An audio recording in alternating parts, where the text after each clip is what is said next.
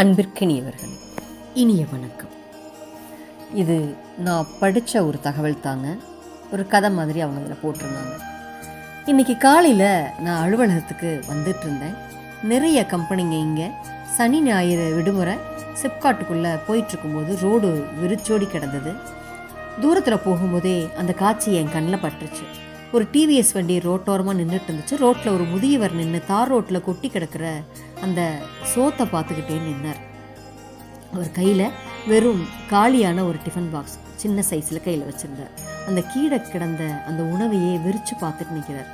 அவரை பற்றி சொல்லணுன்னா படித்தவர் மாதிரி இருந்தார். கண்ணாடி போட்டிருந்தார். ஒரு 60 வயதை நெருங்கும் தோற்றம். அவரை கிட்ட போகிறதுக்கு முன்னாடி நான் யோகிச்சுட்டேன். லஞ்ச் பேக் அருந்து கீழே விழுந்து உணவெல்லாம் கீழே கொட்டிடுச்சு. சில காட்சிகளை நம்ம வாழ்க்கையில் பார்த்தோன்னா நம்மளால் ஒன்றுமே பேசாமல் கடந்து போக முடியாது இல்லைங்களா? அப்படித்தான் இருந்தது எனக்கு. ஐயோ கீழே கொட்டிடுச்சா அப்படின்னு கேட்டேன். அவர் தலையை மட்டும் அசிச்சார். அப்போ அவர் முகத்தை பார்த்தேன். கண்ணில் கண்ணீர் ததும்பி நின்று உடைஞ்சு போய் நின்றுருந்தேன். ஐயா, இதுக்கே இப்படி கலங்குறீங்க? தப்பாக நினைக்காதீங்க. லஞ்சுக்கு பணம் வேணா நான் தரேன்.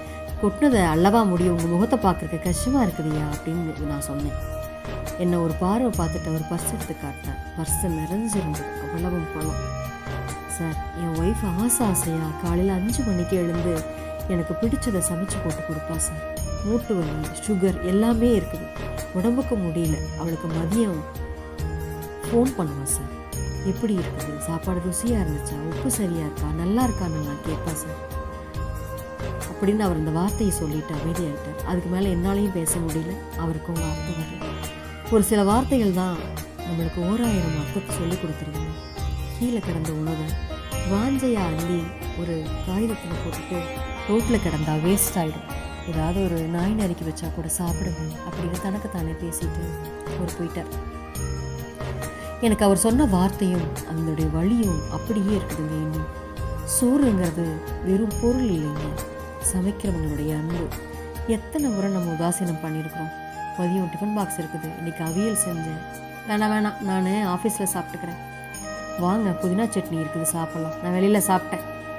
ஒன்று டேஸ்ட் பார்க்கலாமே, எனக்கு வயிறு ஃபுல்லாக இருக்குது, வேண்டாம். எத்தனை முறை நோகடிச்சிருப்போம். அம்மாவை, மனைவியை, அப்பாவை, பாட்டியை, அப்படின்னு எத்தனை உறவுகளை நம்ம இந்த மாதிரி உதாசீனப்படுத்தியிருப்போம். சுருக்குன்னு இருக்குது இல்லைங்களா? சாப்பாடு தானே, வயிறு நிறைஞ்சா போதாதா?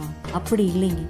நாம் சாப்பிட்ற சாப்பாட்டில் உப்பு இருக்கோ காரம் இருக்கோ தெரியாதுங்க. ஆனால் கண்டிப்பாக நமக்காக சமைச்சு கொடுக்குறவங்களுடைய அன்பு இருக்குங்க. சாப்பிட்டா நிறைய நம்ம வயிறு மட்டும் இல்லைங்க, அவங்களோட மனசும் சேர்ந்து தான். நம்ம பெருசாக ஒன்றும் செய்யலைனாலும் அவங்க சாப்பிட்ற அந்த நமக்காக செஞ்சு கொடுக்குற அந்த சாப்பாட்டுக்கு ஒரு பாராட்டு, அட்லீஸ்ட் தேங்க்ஸ்மா, நல்லா இருக்குதுமா அப்படின்னு அதை சொல்லி பழகுவாங்க. 2 மணி நேரம் 3 மணி நேரம் அந்த அடுப்படி போராட்டம் நம்மளுடைய அந்த அழகான மகிழ்ச்சியான ஒரே ஒரு வார்த்தையில் மாறி போயிடுங்க. சரிங்க, கொஞ்சம் அதை கடைப்பிடிக்க பாருங்களேன் எல்லோரும். நாளை சந்திப்போம் தோழமையிலே. மகிழ்வுடன் விஸ்டம் மெட்ரிக் மேல்நிலைப்பள்ளி, செய்யாற்றை வென்றான்.